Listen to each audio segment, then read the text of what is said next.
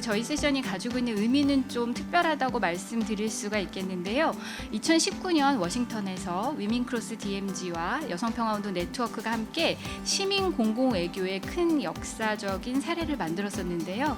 그때 함께 하셨던 여성분들이 다시 온라인으로 만나서 우리가 함께 이야기를 나누는 자리가 될 것 같습니다.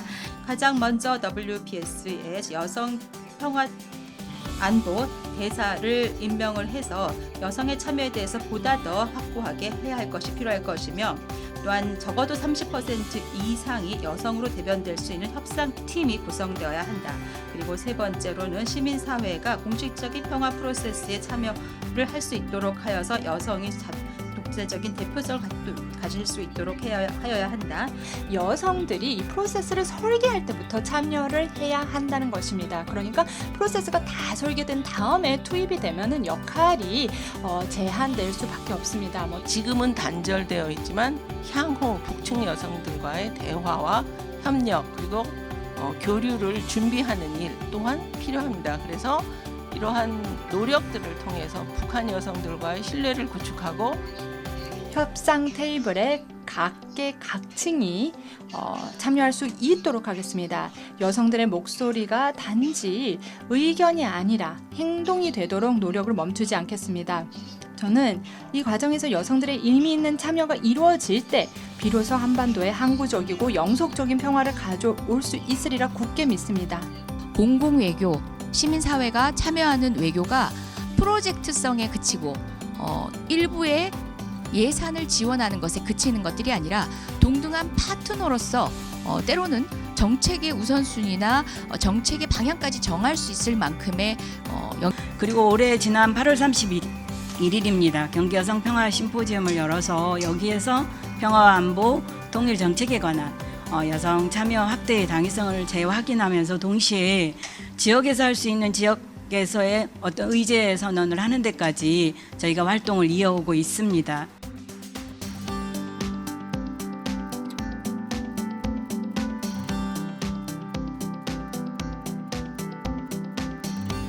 한반도는 여전히 분단의 아픔 속에 있지만 그중에도 특히 접경 지역의 주민들의 고통은 훨씬 더 큽니다.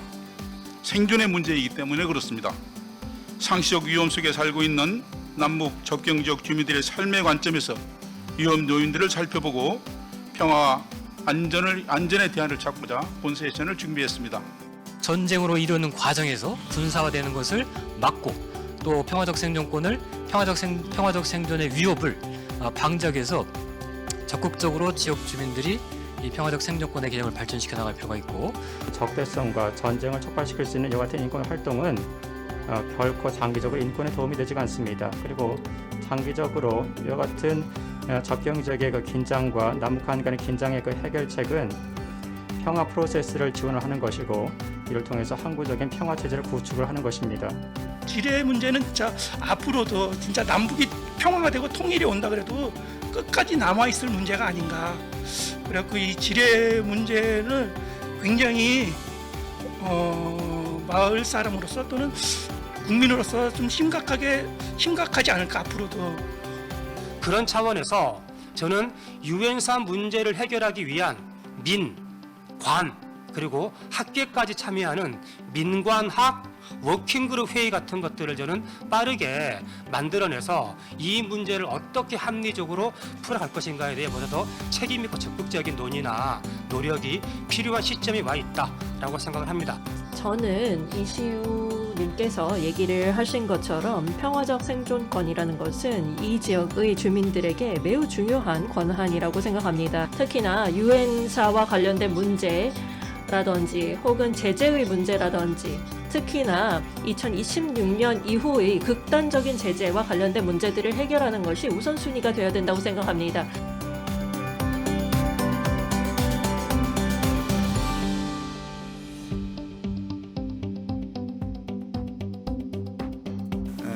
한국 전쟁을 어떻게 끝낼 것인가, 이 전쟁은 왜 끝내지 않고 왜 끝나지 않고 있고 누가 끝낼 수 있고 어떻게 끝내야 되는가 하는 내용입니다. 시민의 힘으로 한반도의 전쟁을 끝낸다는 이야기가 어떻게 생각하면 좀 무모해 보일 수도 있을 것 같습니다. 그렇지만 이제껏 불신과 적대를 바탕으로 정부는 평화를 만들어내는데 실패했고 그런 정부에게 시민들은 목소리를 높여 외치고 있습니다. 이제 불신과 적대를 거두고 신뢰와 협력을 바탕으로 평화에게 기회를 좀 줘보자. 국제적인 평화 구축 노력에서 이런 한반도의 주제들이 충분히 반영이 되지 않고 있다는 것입니다. 그러므로 보다 정례적으로 이런 논의를 함으로써 한반도 상황에 대한 이해를 심화하고 이해 관계자들을 참여시키며 혁신적인 솔루션을 모색해야 할 것입니다. 이런 행사들이 오직 교육 행사만 국한돼서는 안 되겠고요. 활동을 확대하고 움직임을 구축하기 위해서 참가자들이 행동을 취하는 단계가 제시되어야 합니다. 저는 개인적으로 낙관적이면서도 현실적인 끈기를 가지고 현 상황에 임하고 있습니다. 현실적으로 느닷없이 평화가 찾아올 것이라고 생각하지 않습니다. 물론 돌파구를 찾기 위해 모든 기회를 최대한 활용해야 할 것입니다. 그렇기 때문에 사람들이 바로 평화의 주도자가 되어야 되며 단순히 정부에게만 의존해서는 안 된다는 것이죠. 평화 정책을 통해서 효과적으로 종전을 이루고 코리아 피스 어필 한반도 평화선언의 이니셔티브도 이루어야 된다라고 말씀을 하셨습니다. 천주교회가 한반도 평화를 위해서 기여할 수 있는 부분에 대해서 미국 그 전체 주교님들에게 400여 명의 주교님에게 서한을 보내는 작업을 해주셨습니다. 그래서 어떻게 보면 가톨릭의 어떤 역할이 어느 정도까지 영향을 미칠 수 있을지 모르지만 미국 사회의 어떤 시민 사회의 일원으로서 한반도 문제 무력으로 해결할 수 없고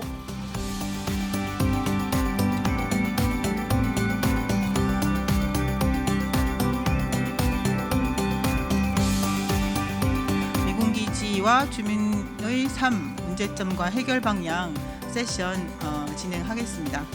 또한 이제 지방자치단체인 평택시는 민원을 받고 미군과 직접 소통하는 과정에서 지방자치단체가 정말 권한이 없구나, 미약하구나를 이제 재차 확인하게 되면서 시민사회단체의 제안들을 이제 받아들여지는 또 밑바탕이 되기도 했습니다. 또 미군에게 넘겨줘야 되는 넘기기 위해서 국방부가 협의를 하고 있는 협의를 중단할 것을 그리고 그 땅들이 미군에게 더 이상 미군기지 확장으로 이용되지 않고 정말 군산 시민이라든가 아니면 국민 누구나가 사용할 수 있는 생태 문화 보존지구로서 다시 태어나야 된다. 저는 이렇게 생각하고 있습니다. 이에 정부와 경기도는 세계화의 시대에 발맞추어 기지촌 이주 여성의 인권 문제에도 커다란 관심을 가지고 인신매매 방지 특별법, 차별금지법 제정에 박차를 가하는 등 적극적으로 대처해야 할 것입니다. 과거 기지촌 여성들이 그랬던 것처럼 앞으로도 이제 주한미군이 그냥 한국을 도와주기 위해서만 있다 이렇게 될 경우는 현재 미군 기지 주변의 주민들에게 일어나고 있는 여러 가지 문제들의 그 희생을 또다시 강요될 수밖에 없는 것 같습니다. 국가 안보를 이유로 주민들의 환경권이나 건강권을 침해해서는 안 되고 이제 전국 곳곳에 미군 기지를 더 이상 환경 오염의 사각지대로 둘 수 없다라는 문제 인식이 있었고요.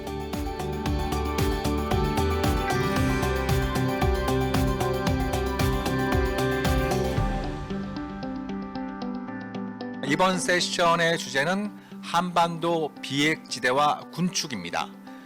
여러분들께서 한반도 비핵화라는 표현은 많이 들어보셨을 텐데 왜 비핵지대라는 표현을 여기서 사용을 했느냐라고 하는 부분이 좀 이따 발표 과정에서 말씀이 될 거라고 생각이 되고요. 남북미 3국이 억지와 균형이라는 냉전식 세력 균형 담론으로부터 해방되지 못한 채 상대방에게 소모적인 압박을 가하고 굴욕을 강요하는 현재 대화 방식은 실패했다고 결론을 내릴 수 있겠습니다. 비핵지대를 떠나서도 생각하는 것이 중요하다고 생각합니다.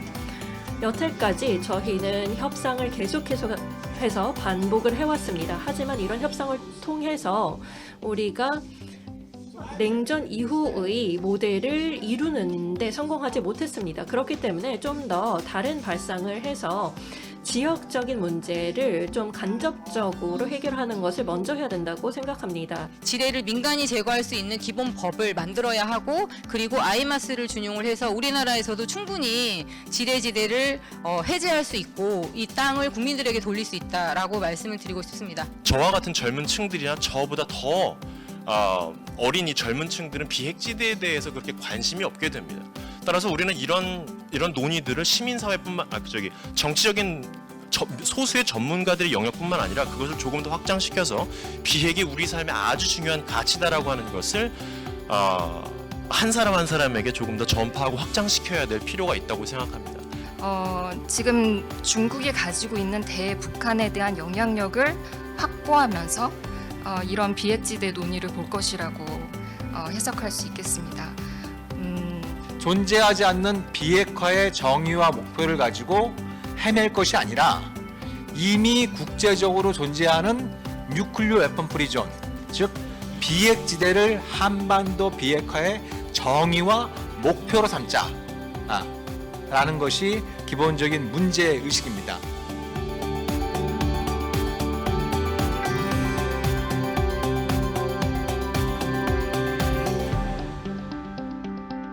사실은 바로 그 남북 교류 협력 현장에 계신 분들입니다. 그래서 아주 굉장히 모시기 힘든 분들을 모시고 오늘 실제 현장에서 어떤 일이 일어나고 있고 어떻게 문제를 해결해야 될 것인가에 대해서 이야기를 좀 아주 생동감 있게 좀 진행을 할 수 있을 것 같습니다. 관련해서 저희들도 그렇다면 앞으로 협력 방법은 긴급구호를 저희가 유심히 언제든지 할 수 있게끔 준비를 하겠으나 지금 당장 그들과 협력하는 방법에 있어서는 좀 다른 패러다임으로 접근해야 되는 게 아닌가라고 보고 있고요. 그러려면 단순히 프로젝트성으로 단순 지원을 일단은 조금 지양하고 통합적이면서 전문적이면서 포괄적인 어떤 협력의 방법, 그러니까 프로그램 형식의 협력 방법을 고민해야 되는 것 아닌가라는 생각을 가지고 있습니다. 이 부분은 과거에 오이사 조치 이전으로 돌아가자는 얘기인데요. 그러기 위해서는 저는 오이사 조치는 분명히 해제 선언을 해야 됩니다. 왜냐하면은 남측의 어떤 교역업자가 북에서 물건을 가져와 제제품목이 아닌 걸 가져온다고 하더라도 인천 항구로 들어오게 되면은 그럼 오이사 조치로 해서 해경이라든가 납부할 수밖에 없습니다. 현재 상황은 그렇습니다. 저희는 남북 민간 교류를 재개하기 위해서는 이 남북 간 당국 관계를 개선하는 것, 특히 이제 공동선언 실현의 사회적 환경을 어떻게 만들 것이냐라고 하는 부분이 중요한 과제라고 판단하고 있습니다. 그래서 지금은 이제 어떤 특정한 계기를 살린 사회문화 교류를 제한하기보다는 남북 합의가 전면적으로 이행될 수 있도록 사회적인 또 여러 여론 환경을 조성하는 데 우선 좀 힘을 같이 기울일 필요가 있다고 보고요. 정공법으로 2018년 남북정상이 맺은 선언을 통해서 어떻게 할 수 있는지에 대한 명확한 가이드라인이나 아니면 청사진을 제시를 해야 된다, 이런 생각을 하고 있습니다. 큰 그림을 그린 뒤에 국내적으로는 어쨌든 당국간도 있고 민간과의 민간 협력도 있는데 추진할 사업과 그다음에 국제적으로 호응을 얻을 수 있는 것들을 총체적으로 정리를 하면서 모든 인프라를 총동원해서 올해 내에 본격적으로 뭔가를 제시할 수 있어야지. 우리가 봤을 때는 이러한 대북 제재 물품이 들어가는 것까지 유엔이 관여하는 문제는 지나친 올권이지 않느냐, 주권의 지나친 간섭이지 않느냐, 이렇게 해당될 수 있다고 보여집니다.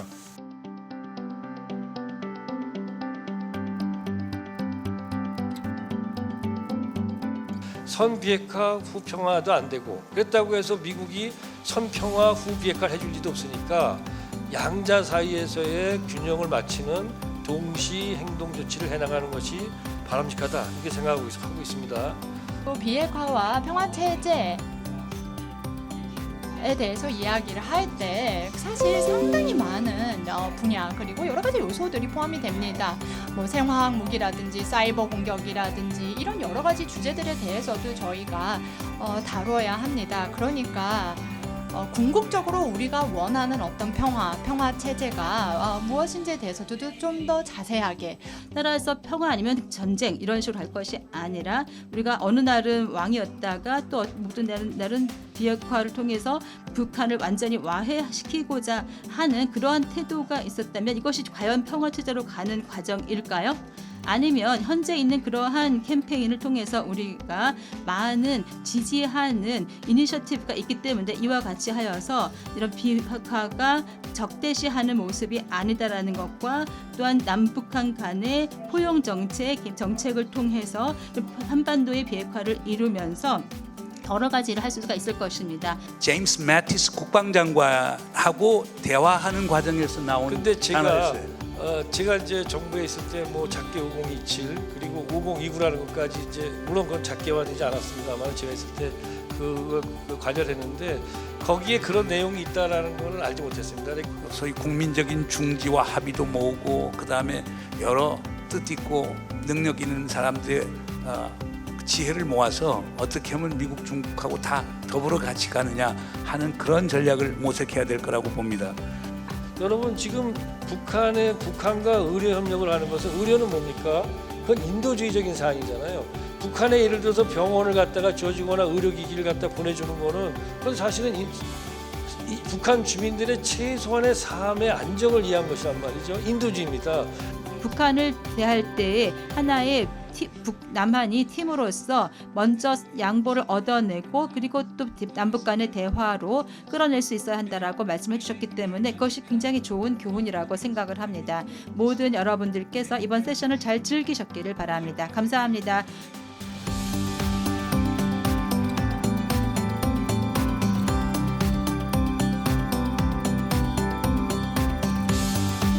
모든 세션에 제가 다 들었는데 오늘은 첫날 했던 세션, 1차 세션 6개 세션을 마무리하고 종합하는 그런 자리를 만들기 위해서 이 자리에 모였습니다. 이런 논의들을 바탕으로 여러 가지 중요하고 재밌는 제안들이 많이 이루어졌었는데 첫 번째는 특히 이제 생태평화 담론에 대한 비판을 바탕으로 추상적이고 낭만화된 생태평화 담론보다는 접경 지역의 사람들의 실질적인 삶과 그리고 그들이 가져왔던 현실적인 경험에 기반을 둔 보다 점진적이고 단계적인 교류의 정대가 필요하다라는 그런 제안이 있었습니다. 무엇보다도 이 민통선 지역을 자연 유산으로 이제 등재시키기 위해 가지고는 우선 철저한 보존 노력이 선행되어야 된다는 이런 지적들이 이제 있었고 이것이 가장 중요한 과제로 대두가 되었습니다. DMZ 에코뮤지엄 조성을 계획을 하고 있는데 특히 DMZ 6대 접경 문화도시를 번역으로 확대해서 세 부분으로 지금 임진강 건역의 물길, 그다음에 냉전유산과 기지촌 평화박물관 네트워크 조성과 그다음에 DMZ 주민 생활사를 간직하고 있는 생태마을 벨트 조성을 생각하고 있습니다. 두 번째, 선이라고 할 때는 교통망이라든지 우리가 하천이라든지 생태축이라든지 이런 선적인 측면에서 협력, 그다음에 이 점과 선을 연결한 그런 종합적인 면적인 그런 개발, 그래서 이렇게 단계적인 협력의 확대를 기여한 정책 방향으로 논의를 했고요. 다층 거버넌스라고 하는 것은 EU의 모델과도 일치하고 있습니다. 그래서 국내 거버넌스의 부분에 있어서는 물론 연구자의 측면들이 있고 그리고 활동가의 측면이 있고 현재 살고 있는 주민의 측면들이 있기 때문에 이러한 다양한 행위자들을 중심으로 한 민주성을 확보하기 위해서 중앙정부와 지방정부 그리고 시민사회가 민관 거버넌스를 만드는 것이 국내 차원에서 우선적인 과제가 될 수 있다고 보고 저희들은 이 DMZ의 평화지대화가 성공하려면 여기에 관심이 있는 동부가 지방자치단체장들이 직접 모여서 정례적으로 협의를 할 수 있는 장이 필요하고 그런 의미에서 동부가 포럼에 일종의 기조 세션을 좀 만들 필요가 있다는 것이고요. 한국이 리더십 역할을 갖는 것도 적절할 수 있다고 생각을 합니다. 그렇기 때문에 미국에서 원하는 것보다 한국에서 더 많은 것을 할 수가 있는 것입니다. 미국이 여기에서 해결책을 줄 수 있는 것은 없습니다. 지난 수십 년 동안 제가 워싱턴 정계를 왔다 갔다 하면서 얘기를 많이 듣고 있는데요. 너무나 중요한 것입니다. 한국이 여러분이 해왔던 그동안의 모든 성과를 가져다가 이제는 다음 단계의 선도 역할을 하셔야 됩니다. 그래서 하노이 회담과 같은 협상을 이끌어내시던지 아니면 유엔의 역할을 해서 전쟁을 억제하는 역할을 하고 평화를 정말로 이제는 지지하는 역할을 하시던지 해야 합니다.